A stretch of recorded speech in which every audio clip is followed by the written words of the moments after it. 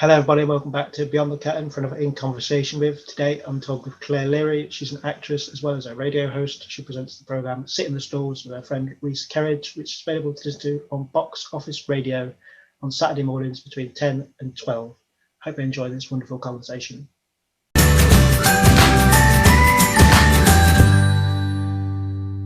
How did you get into acting as a career? How did I get into acting as a career? Great question. I always performed. I always put on shows in my back garden, much to my parents' dismay. And I dragged my sister into them with me. And I just said, can I go to dance class? And they said yes. And I did, the normal baby ballet. And then you had to get invited to like modern and tap and drama and all that kind of stuff. And then they did Annie, and it was directed by Elsie Kelly, who a lot of people might know. She was in Benidorm. She's incredible. And they did this like massive, like Merseyside, huge, like open casting call for young girls to do Annie. My mum didn't let me go. She was like, oh no, like I was quite young at the time. And she was like, oh no, you're a bit young to do that. Somebody dropped out. They were ringing dance schools to see if there was any kids who they hadn't met yet. Obviously, I hadn't met them. I got invited to go, and I met Elsie and lots of other people. And I was part of the show. And then from that moment, I was like, this is it. I love this. I love the drama of it all. And I learned a lot, even from just doing that show. And then subsequently, all the shows I did afterwards from a young age. But and also I was on the Liverpool Empire, which I don't know if you've been, but it's a massive, huge stage, absolutely massive. And considering that was kind of like my first big thing, I'm like, oh yeah, this is normal, isn't it? These huge audiences, and it's not really. But I always just loved it from a young age. I don't come from like a household where it's no one in my family is an actor or anything like that. They're all very serious, career-driven people. But it's always something I've just loved, and I've never really thought about doing anything else, even still now. Don't know what that says about me, but there you go. No, so as you say, kind of Annie was the first role you remember being in, was it? Yeah. And I played Orphan like 375 or whatever I was. I don't know. She didn't have a name. Yeah. And obviously going there, you obviously, as you say, you didn't choose any other path. Is it kind of always that way? Yeah, I liked school and I was good at school, but I was that kid in my school who went to do the shows and went to do her exams and stuff. And I never wanted anything different. I didn't want anything to change. And I've never seriously considered any other career path. And I think I've got to an age now where I'm like, well, if I would have, I think it would have happened by now. Do you know what I mean? Yeah. But yeah, I've never considered to do anything else really. So yeah. Obviously, your professional debut was in Our House. How kind of was that after coming out of training? What was that experience like? It was the best professional debut ever. It was amazing. We had an incredible creative team. So we had Michael Burgeon, who was our director, William Wheeldon, who lots of people know from Hope Mill Theatre. He was our choreographer. Richard Baker was our MD. We had the most incredible cast. We really did. And we all bonded quite quickly and got on with each other. And it was such a lovely first job. The Union Theatre is such a lovely theatre. I was in the old Union, so it's a little bit posher now. But the Union Theatre is such a lovely venue. Sasha is incredibly supportive. The entire team is there. And it was such a good show because I didn't know much about the show before I auditioned for it. I'll be very honest with you. I'd heard of Madness, but I didn't know about the show or anything like that. And it was such a lovely professional debut. I met some of my best friends, people I still talk to now. So I was very, very lucky that I loved that job. Such a fun show as well. I think it's such an underrated show as well. Not many people know it, and it's actually really interesting. So yeah. No, it's not what I know, but obviously I know my mum's partner's obsessed by Madness. So that's what obviously then kind of the curveball I didn't know you'd done was you obviously went to Universal Studios Japan, kind of from there. I did, yeah. What was that like? Obviously kind of going to a foreign country, and obviously I don't know if you did it. I presume would you perform in English or Japanese? Both. So yeah, so I was auditioning for that whilst I was in Our House. And it's quite an intense audition process actually, because you have to get approved by lots of different people. So like Universal Studios Japan, but because I was in the Wizarding World section, you have to be approved by like Warner Brothers and J.K. Rowling's estate and all this kind of stuff. I had to learn puppetry, I had to learn Japanese, obviously I had to learn like 4-part harmonies, which was quite scary because there's only 4 of you on stage.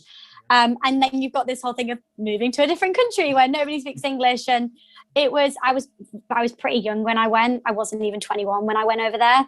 And it was the most incredible experience ever.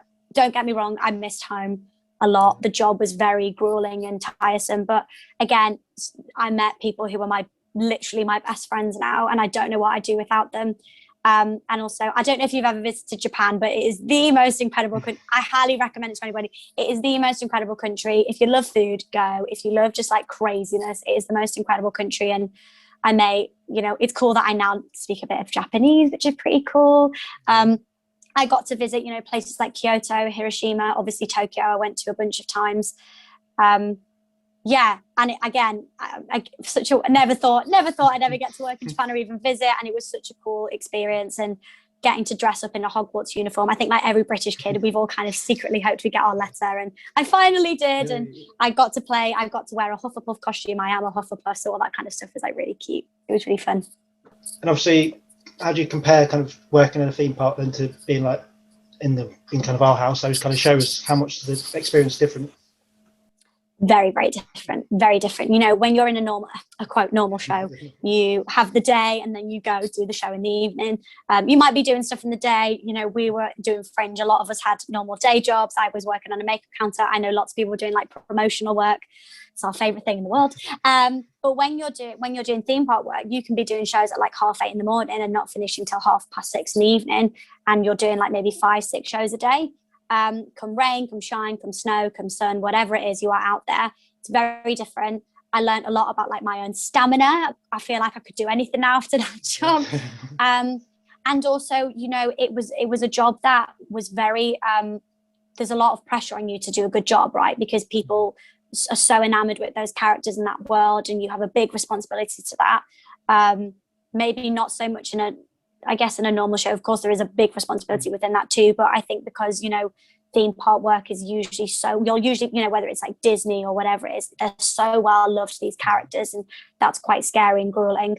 But yeah, every job requires something different from you. They really, it really does. And that job required a lot Japanese, puppetry, speaking to people, and it was really cool.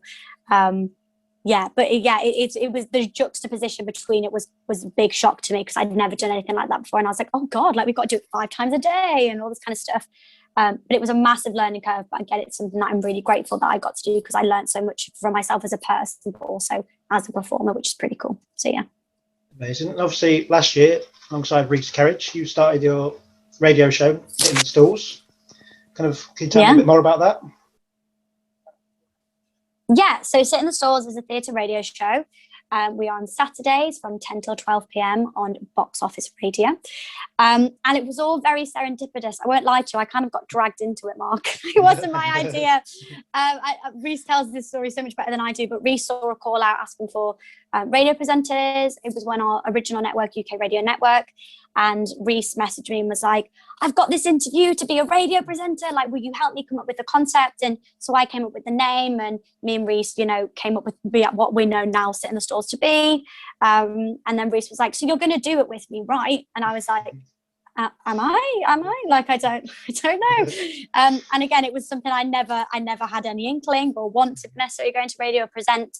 And it was all just very serendipitous and really lovely. And now we're on Box Office Radio, and we're so happy to be there. We're joining people like Sunday Show Tunes, who are massive inspirations to me and Reese. We both love Paul Branch and Maureen. They're so gorgeous. So again, it's all been a kind of happy accident. And I think it's one of those things that if we didn't have lockdown, it's something that I never would have had the courage to do. But I was in lockdown and I was like, well, I'm not doing anything else, so like may as well. But now Sit in the Stalls is basically my full-time job in a way, because every day we're doing stuff regarding it. And getting to work with Reese, who is literally one of my best friends. We met on Our House. We've known each other for a very long time. It's good because we don't get sick of each other yet. It's not been a year yet. We're still not a year in, but still it's so fun. And so I'm very proud of Sit in the Stalls and what we've achieved in such this short time. I'm really proud of it. And obviously, as you say, it's kind of allowed you to keep a little bit busier during this kind of challenging time. I guess that's kind of been good for you both. Yeah, definitely. And I think because, we're both actors, we're both performers, I was quite lucky. I actually did get to perform in the pandemic, but not many people did. And we're so used to auditions over here, this over there, and that. I mean, we all had those months. I mean, of literally just sitting on our couches. Let's not kid ourselves, watching Netflix. We all did that. And then this opportunity came up, and we got to be creative again. We got to be imaginative and think outside the box and do something that, like I said, I'd never thought would have even been a possibility. And I think keeping busy, in whatever capacity that is for a lot of people, it's been, learning a new skill. I've definitely learned a new skill. For some people, it's been maybe getting into cooking or baking. We all baked banana bread in that first lockdown. And somehow I just got into radio presenting. So it's just really fun. And it's just something that we both really enjoy. And like you say, it's nice that we've been able to keep busy in this time and do something as a creative outlet, because we've not been able to do it in our normal way, if that makes sense. So yeah. And obviously, if people who haven't heard it, why should they hear it? Because we're great. No. Oh, I don't know. I'm not really good at the sell. I'm not very good at the selling aspect, because me and Reese really like giving you a wide variety. So me and Reese are massive, massive advocates of new writing, new British musical theatre writing. I came up with a project this year called New Year, New Songs, New Writers, and we just championed new musical theatre writing, and we were so proud of that project, and it did really, really well, and the response was more than I ever thought was possible. But we also like to play, the classics, but also we like to do some different tunes that maybe people not know. We love a fun fact. We love giving you something interesting about the musical or the show. And also we like to talk about different kind of things regarding theatre, theatre etiquette, what is that going to be like moving forward, ticket prices, how can we make theatre more accessible, casting, all that kind of stuff, because also we kind of have the inside knowledge a little bit, maybe more than a normal radio show would, about theatre. And it is basically just me and Reese having a chat, and we encourage people to speak to us, on the social medias afterwards, and people do, and it's really, I like how interactive it is, which is really nice. And we're really funny, so come listen. Exactly. And obviously you worked on Reese's kind of pilot comedy kind of earlier in the year. Kind of how's that kind of working on a show over Zoom? Because obviously it must be different. Obviously you can't be in the same room together, so yeah, it was the most strangest experience. It was very strange, because I've never physically met any of those people apart from Reese, which when I think back, and it's nuts, because me and Jen Caldwell talk all the time, but I've actually never met her, which is really weird. But we've worked on something together. Yeah, you're right, we rehearsed it over Zoom, we filmed it over Zoom, we filmed it by ourselves. There was a lot of hurdles we had to overcome. Obviously, most of us are mainly majority musical theatre actors, and here we were doing something acting for camera, but we weren't just acting, we were the lighting, cinematographer, the cameraman, on sound. We had to do literally everything by ourselves in our homes. And we did a first day of filming, and it did not go well, at all. Storage, on people's phones over here, Zoom dropping out over there. So we had a lot of hurdles to overcome, but I'm really proud of that project, because every single person really worked hard on it. And like I said, we weren't just doing one thing, everybody was doing 50 things at once. And it was, again, so much fun just to do something, again, really different. I never thought I'd get to do anything like that, or play anybody like that. And she was really fun. It was really good. So yeah, I enjoyed it. And how have you kind of yourself adapted to this last year, kind of obviously fit as a fan yourself, kind of watching it all online? Yeah, it's been really strange. I think, I get asked a lot to review stuff on behalf of Sit in the Stalls, and me and Reese made the decision very early on to not do that, because we're at a moment where theatre is so important. And even if there's, a piece of theatre that isn't for you, I don't think anybody should be in any position to be like, don't watch this, go watch that, because, everybody is just doing whatever they can just to get through it, and it has been a strange adjustment, because I am that person that loves having dinner before the theatre, going to the bar, sitting down, buying my programme, going through it, and obviously can't do any of that. Yeah. Well, I can, but it's not quite the same when I have to make the meal myself, is it? Yeah. And it has been a strange adjustment, but I think, I'm sure you've seen lots of theatre over this time as well. If you think to where we were last year to where we are now with virtual theatre, it is leaps and bounds beyond. We're getting full on feature films essentially of musicals, which is very different to awkwardly standing in our room singing at those concerts that we used to do.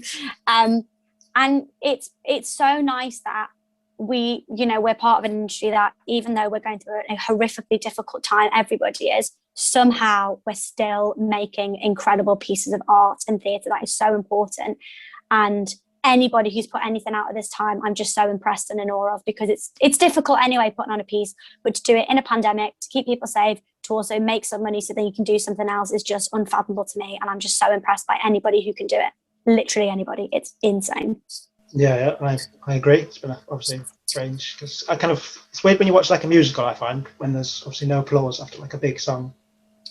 Yeah, because I'm clapping in my house, I can't help it. I'm like, and then I'm like, oh, maybe I should stop. It's just me in my room. Yeah, that is really weird, actually. Yeah, especially musicals. I've watched a lot of plays and things, and that feels a bit more like, oh yeah, because it feels like a film. But you're right. When somebody finishes singing, you're like, oh my god. Yeah. And obviously, I know you just mentioned it a minute ago, but what do you kind of think the lasting impact will be from this kind of time? It's a really good question. I think as a society, we've gone through a lot, I think, over the past year. And I'm hopeful that we're going towards a more accessible and inclusive British theatre. I really hope so. Because, you know, like I said, we've gone through so much, you know, everybody has, whether it was personally or whatever it was, but the world felt like it was literally on fire for a few months. And we have to learn, we have to learn and educate ourselves, and hopefully go towards something that's a lot more inclusive, accessible for everybody, whether that's, you know, literally accessible, you know, having more people with disabilities featured, and, you know, being able to go to theatres. Because I also didn't know that, you know, maybe people who can't walk or, you know, are in wheelchairs, it's very difficult for them to physically get into a theatre. So I hope that's, you know, being made possible. I also hope that we see more people from different backgrounds and, you know, working class or whatever, just, you know, people different colour skin than, you know, me or you on stage, and their stories need to be told. So I really hope that's where we're going, and it does feel like we are hopefully getting there, but I want to see proof in the paper. I want to see proof in the pudding. But I think that's where we're going, because like I said, I think everybody's had to take a long, hard look at themselves and be like, oh, was I contributing to that? Yes or no? And what can I do now as an ally to help, whatever that way that is? So hopefully inclusivity, accessibility in theatre, please and thank you, for sure. Agreed. And obviously there's been a lot, kind of last couple of weeks been kind of constant theatre news, shows reopening here, there, and everywhere. Is there any like particular ones you're looking forward to seeing yourself? Are there any shows I'm particularly looking forward to go see? That's a really good question. I was talking to my best friend about this yesterday. We were about to book tickets. It's really hard to choose, I feel, because, you know, there's the normal show, like the quote normal shows, you know, shows that have been in the West End for a long time, like your Phantoms and your Les Mis. I really want to see Lucy Jones's Fantine. I know it's going to be amazing. I really want to go see that. I want to go see Andrew Lloyd Webber's Cinderella. We've heard like those 3 songs. I'm really intrigued to see the full show and how they've put it together. And I really want to go see, I nearly said something that's not been announced yet. There's loads of shows that haven't been announced yet that I know will be, and I'm very excited. I want to go see Frozen. I want to go see more fringe venues. I'm really looking forward to like not having any money by the end of this year, because I've gone to go see so many shows. But yeah, I also think Heather's obviously is coming back. I got to see that last time. I'd like to go see it again, because they're going to have a new cast, which would be really cool. But yeah, it's hard to choose, isn't it? There's so much. There's loads of plays I want to go see too. I want to go see To Kill a Mockingbird. That sounds amazing as well, with Aaron Sorkin writing it. So yeah, Romeo and Juliet at the Globe. I want to go see that too. There's loads. There's so much happening. It's like hard to keep up. It's hard to keep up with it all. But yeah, I want to be skint by the end of this year. Yeah, it's kind of like when like 6 months ago, when everyone's kind of asked what show do you want to see when it reopens, kind of like anything at this stage. I'll just take anything. Yeah, I'll take anything, and I do think I literally will go see everything and anything. Like I said, there's still a lot of long running shows that haven't announced that they're coming back, of course, and hopefully they will. So I also I've never seen Phantom of the Opera, for instance, so maybe this is the. I know exactly. I've watched the film. I've watched the film like a billion times. I think it's about time I sit in the theatre and see it the way it's meant to be presented. I want to see that chandelier drop. Spoiler. Might have said that before, but yeah. It's kind of it's weird. Kind of.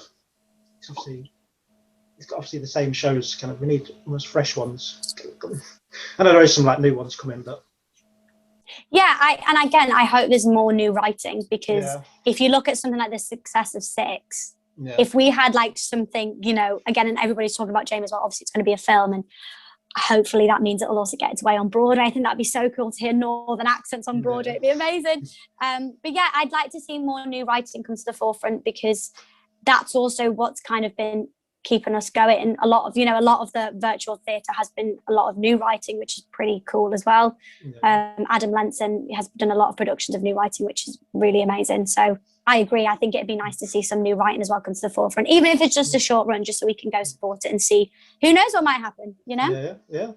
And kind of the last question of the first half of this is a tough question.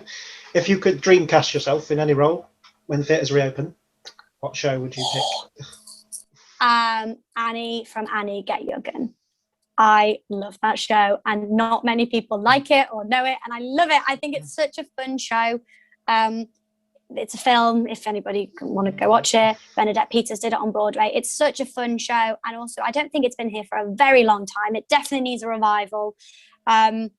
And I just think she's really fun, and I'd like to play somebody very fun, and she's brash and she's sassy and she's interesting, and it's got some of the most iconic musical theatre songs in it that pay people to know, you know, like No Business Like Show Business from Annie Get Your Gun, You Can't Get a Man with a Gun, Anything You Can Do, that's all from Annie Get Your Gun. And I just love that show, and I've also never physically seen it, so even though I'm dreamcasting myself in it, I just want to like dream it up anyway, because I'd love to like physically watch the show and sit down and hear that music. And I mean, No Business Like Show Business deserves to be played on an orchestra. Do you know what I mean? Yeah.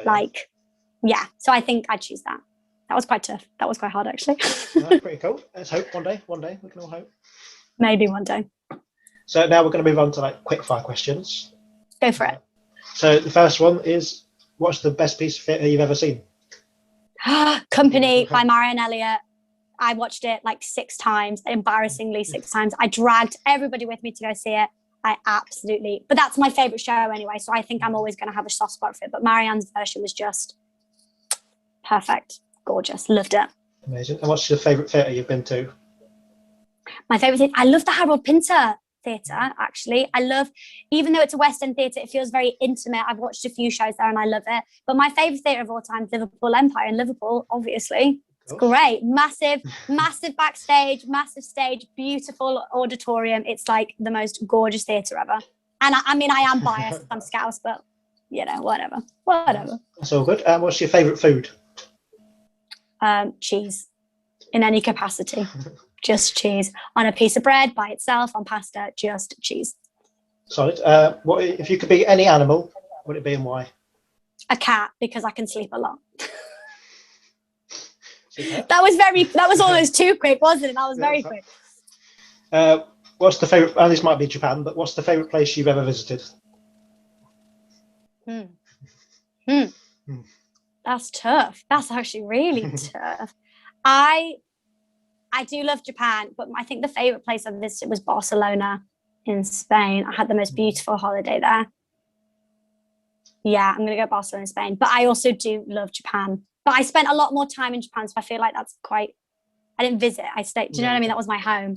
So I'll say Barcelona in Spain. It's gorgeous. Amazing. What's your favourite film? My favourite film? Oh, no! I have loads of favourite films. I have too many favourite films. I'm going to say Whiplash by Damien Chazelle. Have you seen that film? I have. I didn't like it, but let's not go there. Oh, you didn't? Do you know what it was? Because I think I've never watched a film and actually felt like it really spoke to me. I had a teacher like that literally threw a chair at me, and I was like, I know that teacher, I know that kid, like I totally get this story. But a very close second is Moulin Rouge. I love that film. I think it's gorgeous. Love Baz Luhrmann. So yeah, quite different actually. Yeah. It was a tough question. What's the best Disney film in your opinion? Mulan, but not the new one. Yeah, the original Mulan. I also recently watched Soul, which is the brand that broke me. Amazing. Absolutely broke me. So yeah, but then Toy Story. Oh no, I'm gonna have to say Mulan. I think Mulan's just an incredible character, and I love what she stands for. But I don't like the new version. Sorry, Disney, I don't. But the old one's just perfect, gorgeous. Controversial, but I know, very controversial. I know, but I do love Mulan. She's amazing. This could be either musical theatre or just general. What was your favourite album? My favourite album? Oh God, that's really hard. My favourite album. What do I listen to? Because of the radio, I listen to stuff all the time. I never actually really listen to full albums anymore. Oh my God. I think the last full album I listened to was like Ariana Grande's, the latest one, which wasn't my favorite from her. My favorite album. Do you know what I'm going to pick? I'm going to pick Kate Bush, and I can't remember what it's called. So stay there. Let me get it up. I think it's like her Ultimate Collection one. Yeah. Kate Bush, the whole story. I love Kate Bush. I think she's incredible. So I'm going to pick that. That's really that's a hard question. That was hard. Another hard one. What was your favorite book? And that's kind of an impossible question, but. Oh, two. Handmaid's Tale by Margaret Atwood, and I also love Gone Girl by Gillian Flynn. Both great. Don't judge me. Everyone's like, oh, this weirdo. But I think they're both incredible pieces of writing, and female writers aren't spoken or shouted about enough, and they're both such good books. Both have twists and turns that I didn't expect, and I love that in a book. I read quite frequently as well, though. So, yeah, both of them. What was the last thing you binged on TV? What is the last thing I binged on telly? I think it was Below Deck, which is not, let me preface, not good telly at all. It's like trashy reality TV, but I binged it because I was packing to come back to London. But like an actual good TV show that I binged was Ugly Betty. I rewatched that before it because I hadn't watched it in years and I forgot how much I loved it. I mean, a lot of things in it now like aren't acceptable, like what they say and all that kind of stuff. But again, I love the character of Betty. I think she's so sweet. And I've got curly hair and I wear glasses and I used to have braces and I was like, oh, I felt an affinity with Betty. I really did. So yeah. Yeah, I haven't watched Superstore. I've not seen Ugly Betty though. It's kind of weird. Is that her playing? Like, obviously, because I've seen pictures of Ugly Betty, and it's kind of like, what? Yeah, I mean, it's just like such an EV TV show that you can just like have in the background, and you can just like be like, oh, they you know, their outfits are lovely. But I do want to watch Superstore. That is on my list to watch or whatever it's called on Netflix. I do want to watch that too. Literally, that's one of them. Like you say, it's just a easy kind of 20-minute. Yeah, exactly. Jobs. One of them kind of need it. Yeah. These are all tough questions, but if you could have dinner with any three guests, alive or dead, who are you inviting? Oh, okay. Ella Fitzgerald, because she's my favourite singer of all time. Karen Carpenter, because I'd love to meet her and just ask her loads of questions. And then I'd bring my mum. Karen Carpenter, and Ella Fitzgerald. It's a weird group of people. But yeah, that would be very fun. And I'd have a lot of questions for Ella and Karen. I love them both so much. And I think they're two of the most greatest singers of all time, ever. And I want them to give me a singing lesson whilst we're having dinner. Why not? Why not? If they're there, why not? Yeah. And the last question for you was, what's the best piece of advice you've ever been given? Best piece of advice I've been given? Well, you get given a lot of bad advice or bad, I don't know, what people just say to you and you're like, oh, okay. I think that's really tough. The best piece of advice I've ever been given in regards to like acting, just like the theatre and all that kind of stuff. Just generally. Oh, that's really tough. I think the best piece of advice I've ever been given is that, you know, it's really like common, but like, you know, just stay true to like who you are, because, and also don't be too hard on yourself. I think, you know, I feel like sometimes we make decisions about things and we look back and we go, oh God, like, why did we do that? But actually at that time, you picked what you thought was the right decision or the best decision. And I think looking back in hindsight, you're like, you know, hindsight is 20/20. Sometimes it's good, you know, you always learn from it. And I think I think the best piece of advice is be true to yourself and don't be too hard on yourself, because we all do. We're all like, oh God, like this, and this, but it's not good for you.